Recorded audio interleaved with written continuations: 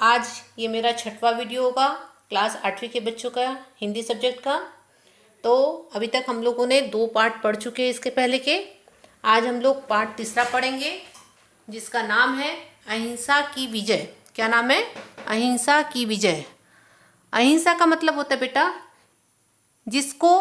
जो व्यक्ति किसी पर हिंसा न करता हो, किसी को दुख न देता हो, वो क्या कहलाता है? वो चीज़ क्या कहलाती है? अहिंसा कहलाती है। और विजय प्राप्त करना मतलब उस पर अपना अधिकार जमा लेना। इस पाठ में आप लोगों को जो इसके लेखक है भगवत शरण उपाध्याय जी, उन्होंने किसी हिंसक व्यक्ति को किसी ने उनको इस प्रकार से समझाया कि वह व्यक्ति हिंसा का रास्ता छोड़ करके अहिंसा के रास्ता पर चल पड़ा। उसके बारे में इस लेसन में आपको यहाँ पर समझाया है। ठीक है, तो सबसे पहले हम इस लेसन को रीड करेंगे और फिर मैं उसको आपको समझाते जाऊंगी। लिखा है, एक बार महात्मा बुद्ध मगध की राजधानी राजगृह से चलकर श्रावस्ती पहुँचे। श्रावस्ती कौशल की राजधानी थी। वर्तमान अयोध्या के आसपास का प्रदेश उस समय कौशल कहलाता था। वहाँ का राजा प्रसन्नजीत महात्मा बुद्ध का शिष्य था। यहाँ पर जो कहानी है, महात्मा बुद्ध और जो उनका शिष्य है जिसका नाम था प्रसन्नजीत, वो कहाँ के राजा थे बेटा? वो राजा थे आप लोगों के श्रावस्ती के। तो महात्मा बुद्ध अपने जो शिष्य थे प्रसन्नजीत के पास श्रावस्ती पहुँचे। श्रावस्ती पहुँचने पर महात्मा बुद्ध ने राजा को बड़ा व्याकुल पाया। पूछने पर राजा ने कहा, भगवान, अंगुलीमाल डाकू से मेरी प्रजा बड़ी त्रस्त है। इसी से मैं बहुत चिंतित हूँ। क्या करूँ? कुछ समझ में नहीं आता है। अब जब भगवान बुद्ध कहाँ पर पहुँचे बेटा? श्रावस्ती पहुँचे। वहाँ पर वो अपने शिष्य से मिले। उनके जो शिष्य थे कौन थे? वो वहाँ के राजा थे जिनका नाम था प्रसन्नजीत। जब वो वहाँ पर पहुँचे तो वहाँ का जो राजा थे उन्होंने उन्हें बहुत व्याकुल का मतलब होता है बेटा चिंतित, बहुत चिंतित पाया। और क्यों चिंतित पाया? तो उन्होंने पूछा कि भाई तुम क्यों चिंतित हो? तो उन्होंने कहा कि यहाँ पर एक डाकू है जिसका नाम क्या है? अंगुलीमाल। क्या नाम है उस डाकू का? अंगुलीमाल। से मेरी प्रजा बड़ी त्रस्त है। त्रस्त का मतलब परेशान है। इसी से मैं बहुत चिंतित हूँ। क्या करूँ? कुछ समझ में नहीं आता। मतलब जो प्रसन्नजीत राजा थे, वहाँ के राजा बहुत चिंतित थे, बहुत व्याकुल थे। और जब उन्होंने पूछा कि आप क्यों इतने चिंतित हैं, तो उन्होंने बताया कि यहाँ पर एक डाकू है जिसका नाम है अंगुलीमाल, जिससे मेरी प्रजा बहुत त्रस्त है, बहुत परेशान है। महात्मा बुद्ध ने राजा को धीरज बंधाया और कहा कि मैं तुम्हारी चिंता दूर करूँगा। धीरज बंधाया का मतलब होता है धैर्य। धैर्य रखने का मतलब होता है कि भाई परेशानी आपकी खत्म हो जाएगी, आप धैर्य रखिए। महात्मा बुद्ध ने राजा को धीरज बंधाया और कहा कि मैं तुम्हारी चिंता दूर करूंगा। किसने कहा ये बात? मैं तुम्हारी चिंता दूर करूंगा। महात्मा बुद्ध ने किससे कहा बेटा? प्रसन्नजीत से कहा। किससे कहा? जो राजा प्रसन्नजीत थे उनसे कहा। क्या कहा? कि मैं तुम्हारी चिंता दूर करूंगा। कौन सी चिंता थी उनको? उनको वहाँ के जो डाकू थे, जो वहाँ की प्रजा को परेशान कर रहे थे, उससे वो क्या थे? बहुत ज़्यादा चिंतित थे। अंगुलीमाल बड़ा भयंकर डाकू था। उसके अत्याचार से प्रसेनजीत की प्रजा त्राही त्राही कर रही थी। उसने 1000 आदमियों की हत्या करने की प्रतिज्ञा कर रखी थी, परंतु वह कितने आदमी मार चुका इसका हिसाब रखना उसके लिए कठिन काम था। इसके लिए उसने एक युक्ति निकाली। वह जब भी किसी का वध करता उसकी एक अंगुली काट लेता। इस प्रकार उसके पास अंगुलियों की माला सी बनती जा रही थी जिसे वह गले में डाले रहता। इसी कारण उसका नाम अंगुलीमाल पड़ गया।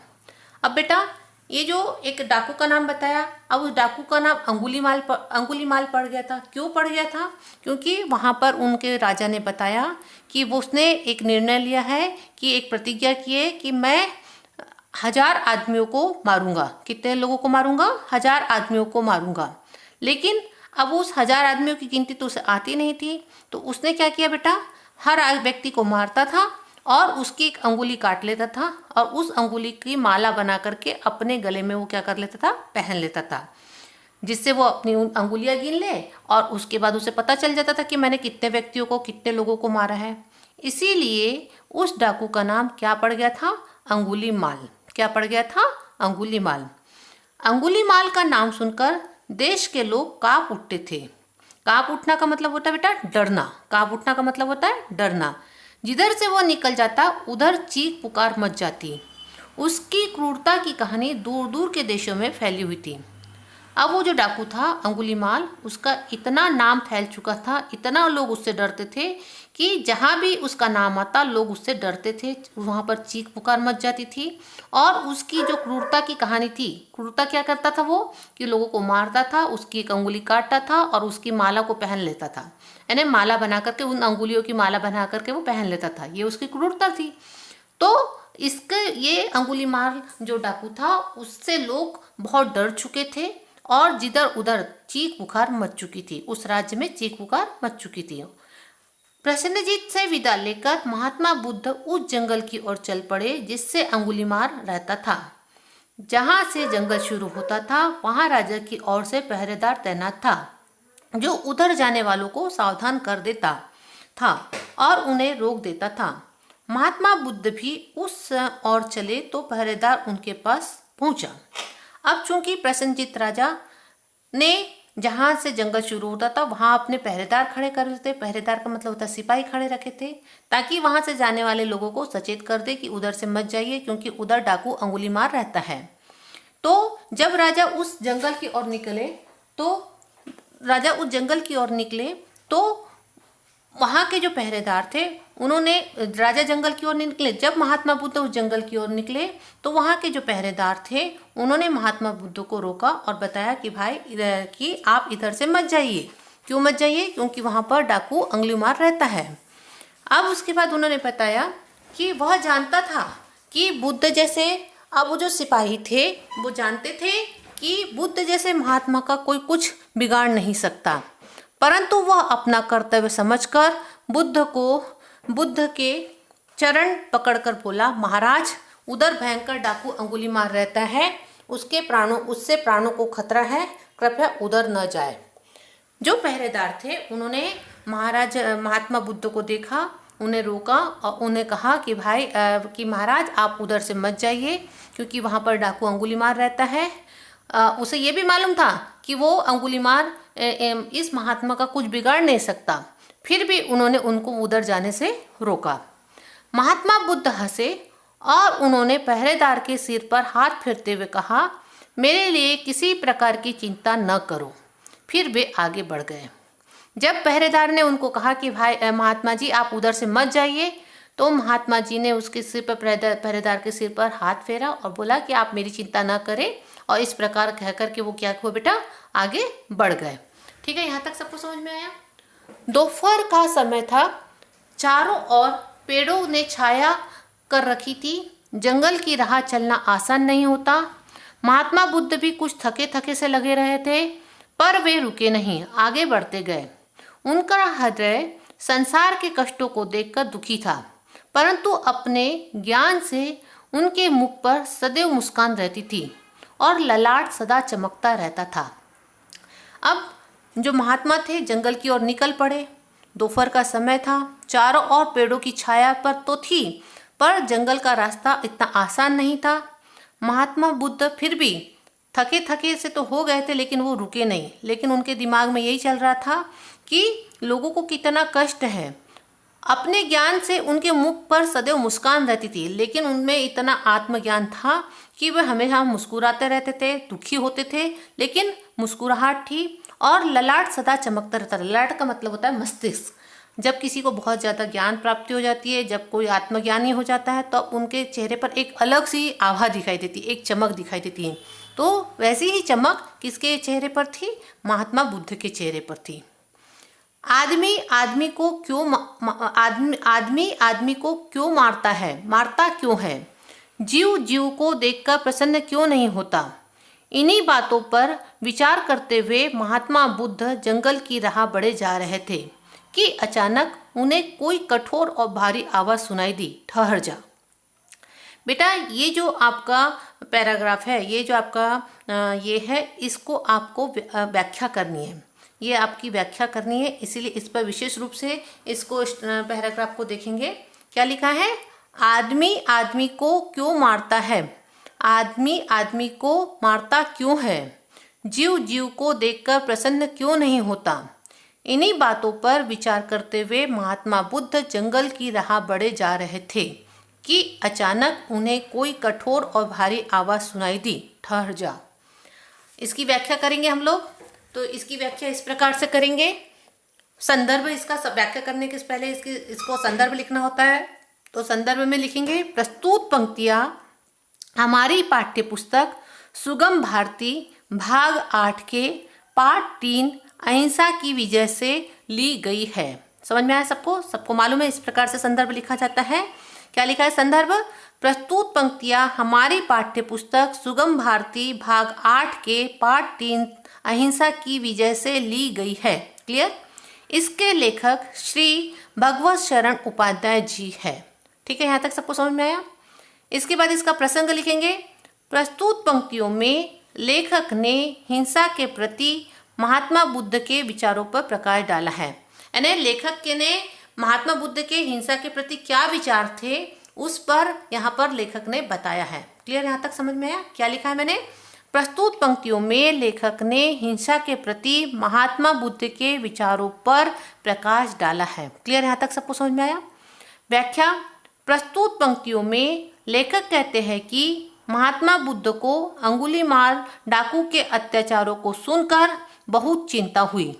वे बार बार यह सोचने लगे कि एक आदमी दूसरे आदमी से मिलकर रहने की बजाय उसे क्यों कष्ट पहुंचाता है, वह उसे क्यों मारता है। एक प्राणी को दूसरे प्राणी को देखकर प्रसन्न होना चाहिए, लेकिन ऐसा नहीं होता है। क्यों? इस तरह सोचते विचारते हुए महात्मा बुद्ध अंगुलीमाल डाकू की ओर जंगल में आगे बढ़ रहे थे। उसी समय उन्हें एक भयंकर और भारी आवाज ने उन्हें रोकते हुए कहा, ठहर जाओ। ठहर जाओ मतलब रुक जाओ, आगे मत बढ़ो। समझ में आया यहाँ तक? आप लोगों को देखिए फिर से मैं बता रही हूँ। लिखा है आदमी आदमी को क्यों मारता है, मतलब एक आदमी है वो दूसरे आदमी को क्यों मार रहा है। जीव जीव को देखकर प्रसन्न क्यों नहीं होता, एक जीव दूसरे जीव को देख करके प्रसन्न क्यों नहीं होता। इन्हीं बातों पर विचार करते हुए महात्मा बुद्ध जंगल की राह में बढ़े जा रहे थे। यही उनके दिमाग में चल रहा था, यही सोचते हुए महात्मा बुद्ध जंगल की ओर बढ़ रहे थे। अचानक उन्हें कोई कठोर और भारी आवाज सुनाई दी। ये सोचते हुए बढ़ रहे थे कि अचानक उन्हें कोई आवाज, कठोर आवाज मतलब भारी आवाज, उनको तेज आवाज उनको सुनाई दी। ठहर जा कि रुक जाइए। ठहर जा का मतलब होता है रुक जाइए। अब इसका विशेष देखेंगे। प्रस्तुत पंक्तियों में लेखक सांसारिक कष्टों को बड़े ही सटीक रूप में व्यक्त कर रहे हैं, क्योंकि ये सांसारिक कष्ट है, लोगों को कष्ट मतलब संसार में होने वाले कष्ट है। तो इसमें इसका विशेष क्या होगा? प्रस्तुत पंक्तियों में लेखक सांसारिक कष्टों को बड़े ही सटीक रूप में व्यक्त कर रहे हैं। कर रहा है नहीं, कर रहे हैं। ठीक है, यहाँ तक सबको समझ में आया? तो ये वाला जो पद्यांश है, ये वाला जो गद्यांश है, आदमी आदमी को मारता क्यों है से लेकर के ठहर जा तक आप लोगों को इसकी व्याख्या करनी है। यहाँ तक सबको समझ में आया? आप लोगों को इसकी व्याख्या करनी है। क्लियर? अब इसके बाद हम लोग आगे बढ़ते हैं। ध्यान मग्न होने के कारण महात्मा बुद्ध आगे ही बढ़ते गए। थोड़ी देर में वे ही शब्द फिर सुनाई पड़े, ठहर जा। ध्यान मग्न होने के कारण मतलब क्योंकि उनके दिमाग में चल ही रहा था ये कि आदमी आदमी को क्यों मारता है, एक जीव दूसरे जीव को देख करके क्यों प्रसन्न नहीं होता, यही सब सोच रहे थे और वो आगे बढ़ते जा रहे थे। थोड़ी देर में वे ही शब्द फिर सुनाई पड़े। जैसे ही वो आगे बढ़ते जा रहे थे तो फिर उन्हें आगे ये शब्द सुनाई दिए, ठहर जाओ यानी रुक जाइए। महात्मा बुद्ध रुक गए। तुरंत ही घनी झाड़ियां चिरती हुई एक विकराल मूर्ति आ खड़ी हुई। ऊंचा कद, काला शरीर, भयानक चेहरा, लाल आंखें, बिखरे बाल, बड़ी बड़ी मूछें, लंबी मजबूत भुजाएं, चौड़ा सीना और हाथ में कटार। निश्चय ही यह मनुष्य नहीं, कोई दैत्य था। उसके गले में अंगुलियों की माला देखकर बुद्ध को पहचानते देर न लगी कि यही अंगुलीमाल डाकू है।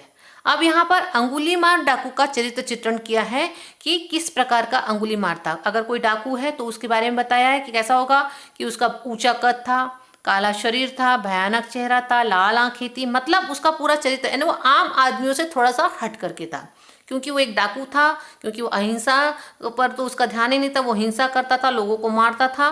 तो वही उसकी यहाँ पर चरित्र चित्रण किया है कि जो जिसने उस आवाज सुना कि रुक जाइए, तो उसने महात्मा बुद्ध ने रुक गए और जब देखे तो सामने कौन खड़ा था, वही डाकू अंगुलीमाल खड़ा था। महात्मा बुद्ध ने उस पर अपनी दृष्टि डाली। उनकी नज़र में भय न था, प्यार था। उन्होंने प्रेम पूर्वक उस भयानक डाकू से कहा, मैं तो ठहर गया, भला तू कब ठहरेगा। अब चूंकि महात्मा बुद्ध सर्वज्ञानी थे, उन्होंने अपनी प्रेम पूर्वक दृष्टि उस पर डाली और उनको जरा भी उस डाकू से डर नहीं लग रहा था। और उन्होंने कहा, डाकू से कहा कि मैं तो ठहर गया, कि तुमने बोला ठहर जाओ तो मैं तो ठहर गया, लेकिन तुम कब ठहरोगे। तुम कब ठहरोगे मतलब तुम यह हिंसा कब छोड़ोगे। तुम कब ठहरोगे का मतलब क्या होता है बेटा, कि तुम यह हिंसा कब छोड़ोगे। अंगुलीमाल चकित हो उठा।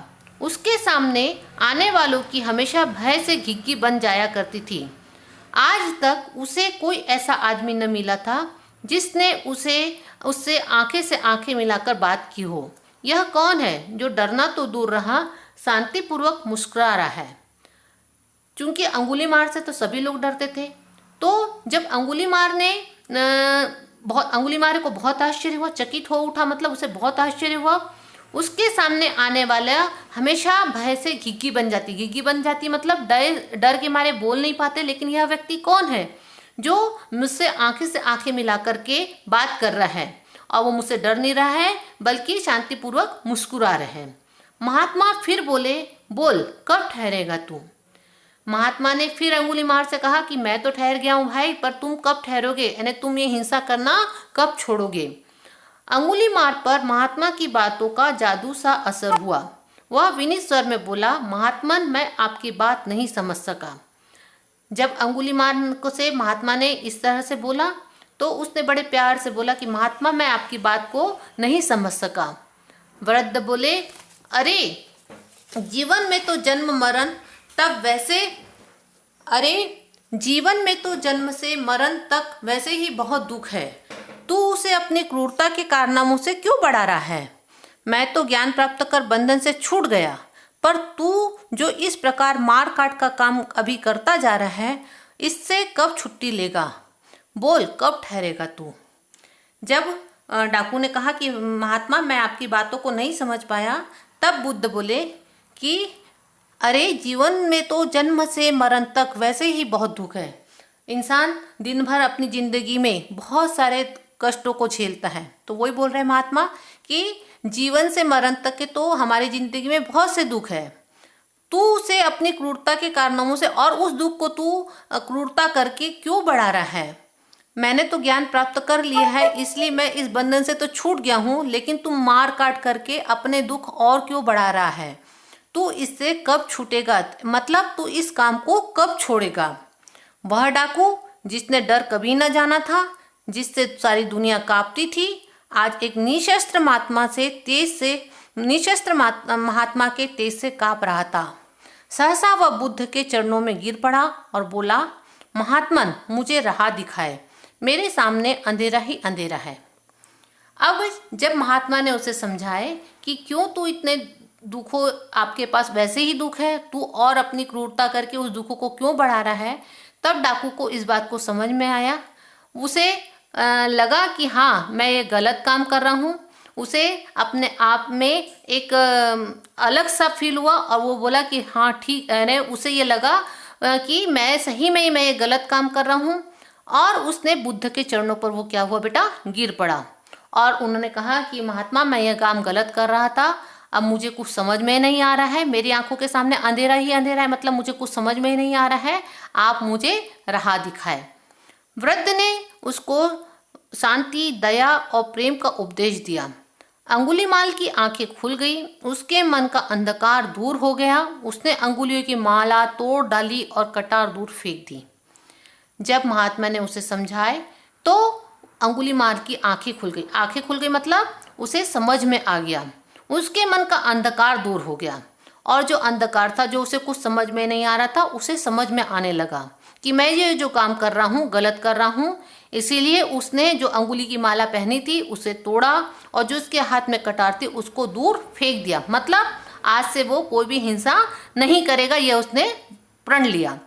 अंगुलीमाल ने हिंसा का जीवन सदा के लिए त्याग दिया और वह भगवान बुद्ध का शिष्य बन गया। और इस प्रकार से अंगुलीमाल जो हिंसा करता था उसको उसने सदा के लिए अपने जीवन से त्याग दिया और भगवान बुद्ध का शिष्य बन गया।